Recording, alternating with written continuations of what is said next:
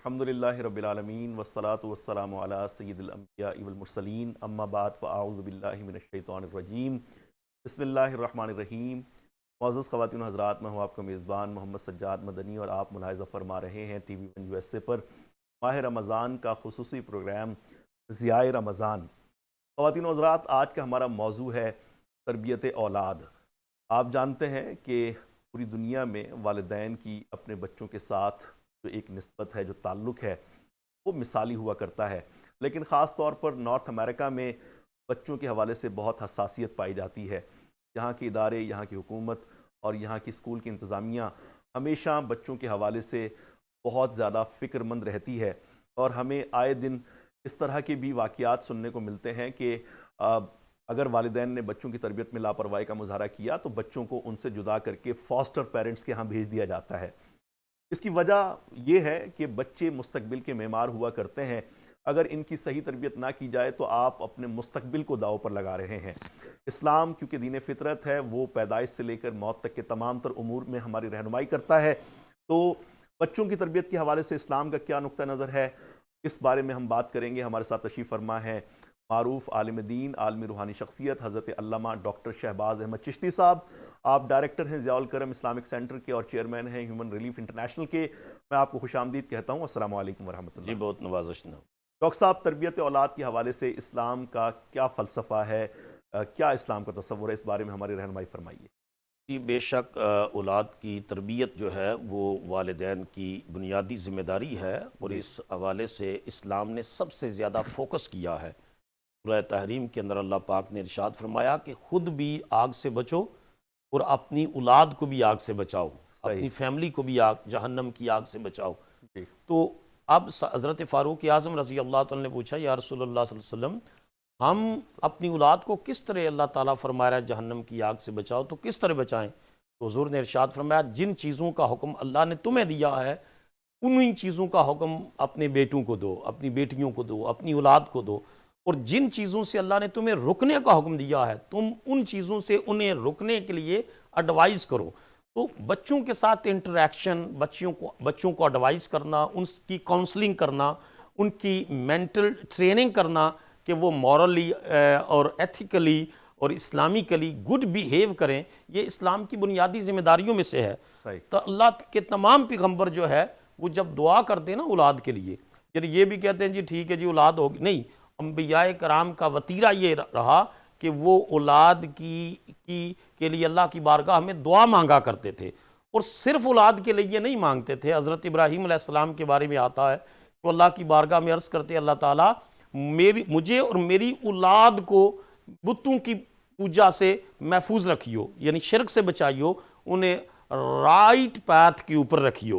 اسی طرح کر کے یہ جو ہم اتحیات میں بھی پڑھتے ہیں حضرت ابراہیم کی دعا، ربی جعلنی مقیم الصلاۃ ومن ذریتی، اللہ مجھے بھی نماز قائم کرنے والا بنا دے اور میری اولاد کو بھی بنا دے۔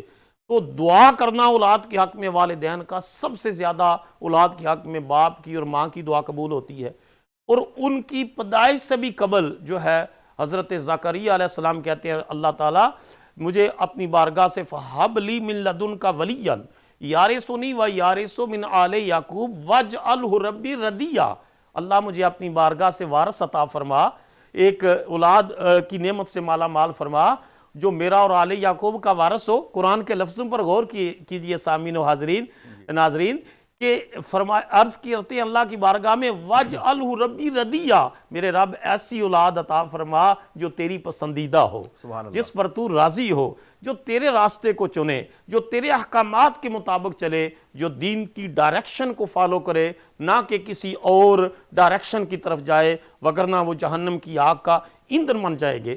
پھر قرآن مجید کی سورہ لقمان کے اندر حضرت لقمان، اس کے بارے میں اب جو ہے علماء کا اختلاف ہے، کچھ نے کہا وہ پیغمبر تھے اور کچھ نے کہا کہ وہ دانا آدمی تھے۔ عظیم تابعی سعید ابن مسیب کا قول ہے کہ اللہ نے ان سے پیغمبری کو روکا لیکن دانائی عطا کی۔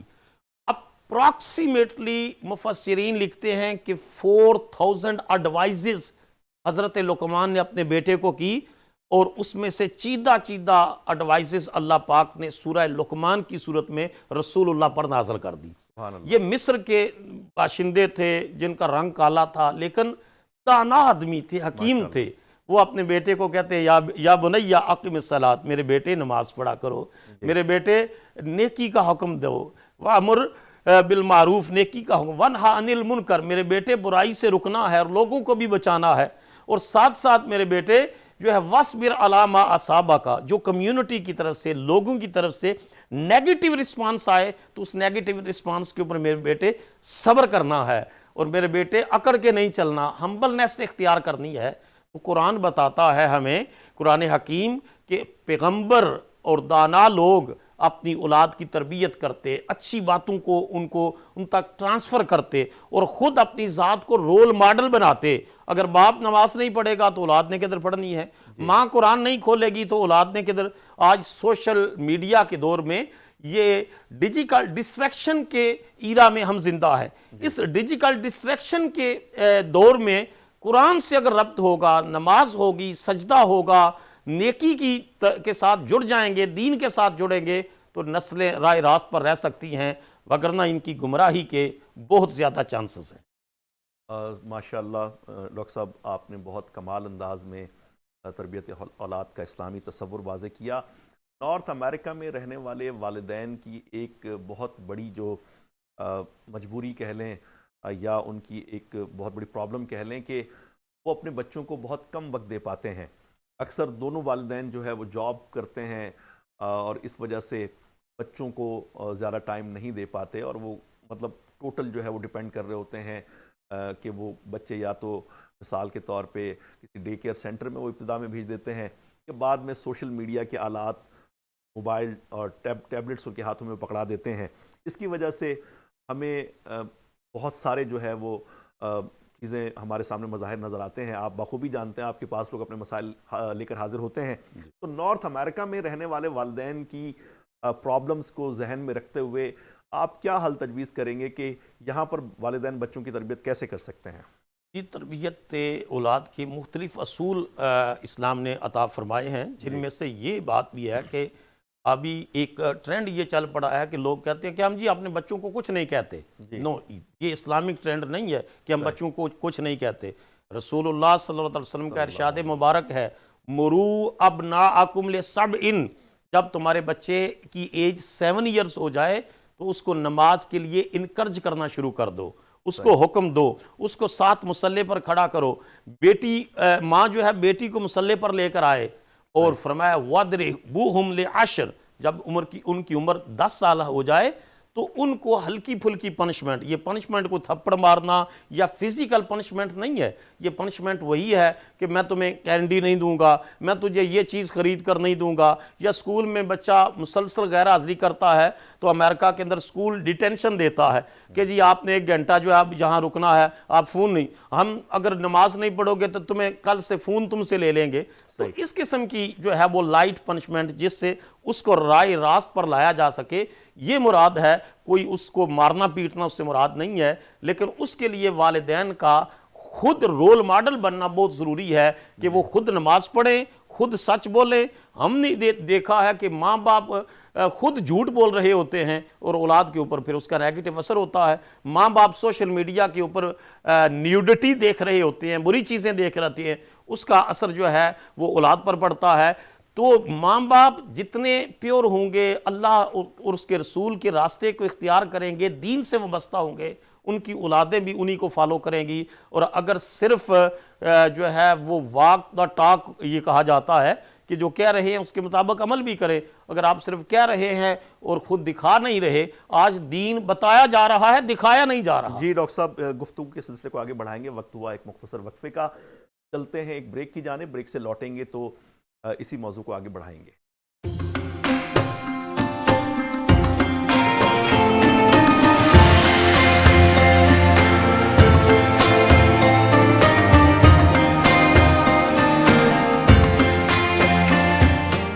ویلکم بیک خواتین و حضرات، آپ ملاحظہ فرما رہے ہیں ماہ رمضان کا خصوصی پروگرام ضیاء رمضان۔ ہمارے ساتھ تشریف فرما ہے ممتاز اور معروف عالم دین حضرت علامہ ڈاکٹر شہباز احمد چشتی صاحب، اور آج ہمارا موضوع ہے تربیت اولاد۔ خواتین و حضرات، ماشاءاللہ سے ڈاکٹر صاحب نے بریک سے پہلے بھی اس موضوع پہ بہت زبردست انداز میں رہنمائی فرمائی۔ ڈاکٹر صاحب، ہم اکثر سنتے ہیں کہ جی بچوں پر جو ہے ماں باپ کے بڑے حقوق ہیں، وہ ماں باپ کا خیال رکھیں، ان کی عزت کریں، اف نہ کریں ان کے آگے، لیکن والدین پر بچوں کے کون سے حقوق لازم ہیں جن کی ادائیگی والدین پر لازم ہے، جی اور اس حوالے سے ہمارا دین کیا کہتا ہے؟ ہماری رہنمائی فرمائیے۔ جی، بہت اچھا کویشچن آپ نے کیا ہے جی کہ والدین کے فرائض کیا ہیں اور بچوں کے حوالے سے ان کی ذمہ داریاں کیا ہیں جو ان کا پورا کرنا وہ ضروری ہے، اور قیامت کے دن ان سے اولاد کے حوالے سے کویشچن ہوگا۔ جی اس میں سب سے پہلی جو ہے وہ ہے ان کے لیے جو اپنی آنے والی اولاد ہے اس کے لیے اچھی ماں کا انتخاب کرنا۔ صحیح۔ اچھا، ماں کا انتخاب یعنی بیوی، اس کا انتخاب جو بچوں کی جو ہے جس سے اللہ تعالیٰ اولاد عطا کرے گا، تو اس میں جو ہے حضور علیہ الصلوۃ والسلام نے فرمایا کہ تنکح المرأۃ لاربعین، عورت سے 4 وجوہات کی وجہ سے کر کے نکاح کیا جاتا ہے۔ صحیح۔ فرمایا لدینہا ولجمالہا ولمالہا ولحسبہا صحیح۔ فاظفر بذات الدین، سبحان اللہ۔ اس کے مال کی وجہ سے کہ اگر اس کا مالی طور پر سٹرانگ فیملی ہے تو اس میں سے لڑکی لے کر آنا۔ دوسرا یہ ہے کہ عصب نسب یعنی کہ جو کف برابری کا ہے، اچھے خاندان کی بچی لے کر آنا۔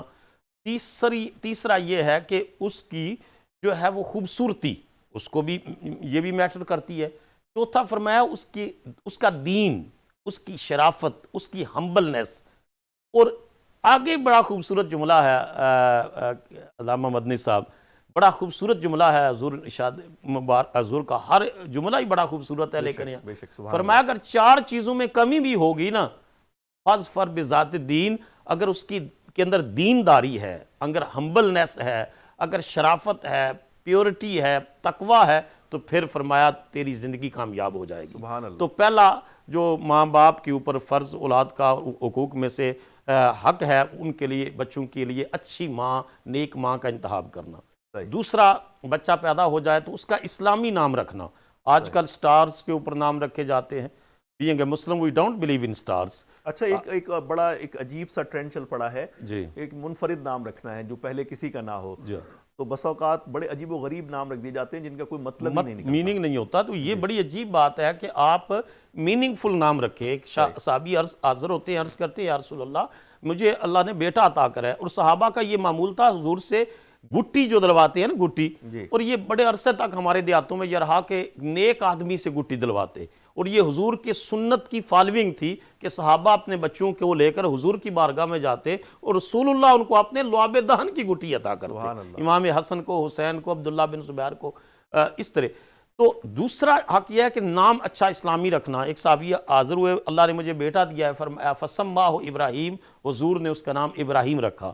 پھر حضور نے عبداللہ نام پسند کیا، عبد الرحمن نام پسند کیا۔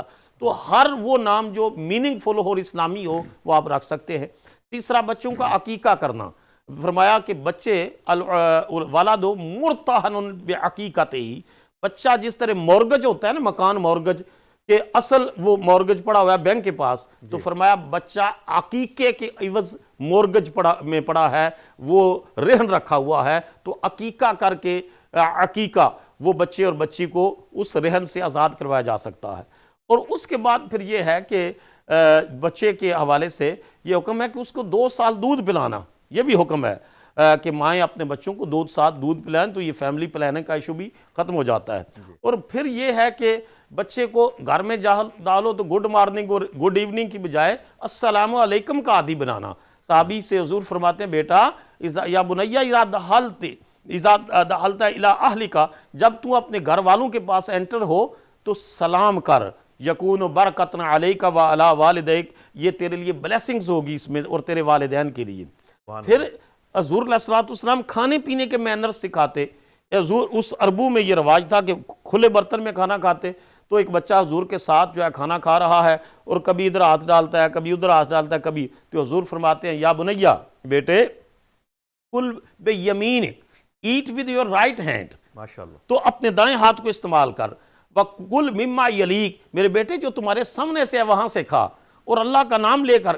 تو یہ وہ مینرز ہیں، یہ وہ طریقے ہیں جو رسول اللہ نے تربیت اولاد کے حوالے سے والدین کی ذمہ داریاں لگائی ہیں۔ میں آپ کی خدمت میں عرض کروں، آج یونائٹڈ نیشن کے جو ادارے ہیں یونیسیف، اور یونیسکو یہ ملینز آف ڈالرز لگاتے ہیں کہ بچوں میں کرائم ریٹ کم کیا جائے اور بچوں کی بہتر اس میں تعلیم و تربیت کی جائے، بلکہ میں نے ٹائم میگزین کا ایک مضمون دیکھا 1997 کا کہ امریکن سینٹ کے اندر 1.6 بلین ڈالرز مختص کیے گئے بچوں کے یونائٹڈ اسٹیٹ آف امریکہ میں بچوں میں کرائم ریٹ کو کم کرنے کے لیے۔ اور میں یہ کہتا ہوں والدین کو کہ اگر آپ اسلامی اصولوں کے مطابق ان کی تربیت کریں اور اسلامی اصولوں کو اپنائیں تو بغیر پیسے لگائے، بغیر کاؤنسلنگ، بغیر ٹریننگ سیشن میں بھیجے ہوئے بچے کے اندر کرائم ریٹ کم آ سکتا ہے، وہ ایک گڈ سٹیزن بن سکتا ہے۔ سب سے پہلے جب گڈ مسلم ہوگا تو گڈ ہیومن بینگ بھی ہوگا۔ اور ایک ملٹی کلچرل سوسائٹی میں ہم رہ رہے ہیں، اس ملٹی کلچرل سوسائٹی میں آپ نے لوگوں غیر مسلم کے ساتھ بھی اچھا رویہ رکھنا ہے، اپنے عمل سے بتانا ہے۔ اور میں اس میں یہ بات کرتا ہوں کہ جان گرے کی آپ کتاب یہ ضرور پڑھیں کہ جس نے کہا our children are from heaven، اور اس میں وہ بتاتا ہے جان گرے کہ بچے کے ڈیفرنٹ ایج کے سٹیجز کے اوپر اس کی وکیبلری اور اس کی گروتھ کس طریقے سے ہوتی ہے۔ تو اسلام کو سب سے پہلے رکھیں، پھر ماڈرن جو سکلز ہیں وہ اختیار کریں بچوں کی بہتر اخلاقی، دینی اور ہمبلنس پیدا کرنے کے لیے اچھی تربیت کے حوالے سے۔ ماشاءاللہ، بہت خوبصورت نقطہ آپ نے بیان فرمایا کہ اگر ہم اپنے بچوں کو اچھا مسلمان بنائیں گے تو وہ یقیناً اچھے انسان اور اچھے شہری بن کر اس دنیا کو فائدہ پہنچائیں گے۔ ڈاکٹر صاحب 2 منٹ سے بھی کم کا وقت ہمارے پاس ہے۔ ایک تو یہ کہ ہمارے ناظرین کی جانب سے پریشانیوں سے نجات کا، چھٹکارے کا وظیفہ دریافت کیا گیا ہے، کیا فرمائیں گے؟ جی، پریشانیوں سے نجات کے لیے قرآن حکیم نے جو وظیفہ دیا ہے نا، وہ حضرت یونس علیہ السلام کا ہے کہ جب وہ مچھلی میں پیٹ میں چلے گئے تو انہوں نے جو دعا مانگی وہ یہ دعا تھی، لا الہ الا انت سبحانک انی کنت من الظالمین۔ اللہ تعالیٰ تو ہر عیب سے پاک ہے، یہ قصور مجھ سے ہوا ہے۔ اللہ نے فرمایا فَأَنْجَيْنَاهُ مِنَ الْغَمِّ وَكَذَلِكَ نُنْجِي الْمُؤْمِنِينَ، ہم نے ان کو بھی غم سے نجات عطا کی اور اسی طرح ہم مومنوں کو بھی غم سے نجات عطا کریں گے۔ تو رسول اللہ صلی اللہ علیہ وسلم نے فرمایا جو آدمی کسی پریشانی میں ہو وہی دعا مانگے جو میرے بھائی یونس نے مانگی تھی، اللہ اس کی پریشانیوں کو دور کر دے گا۔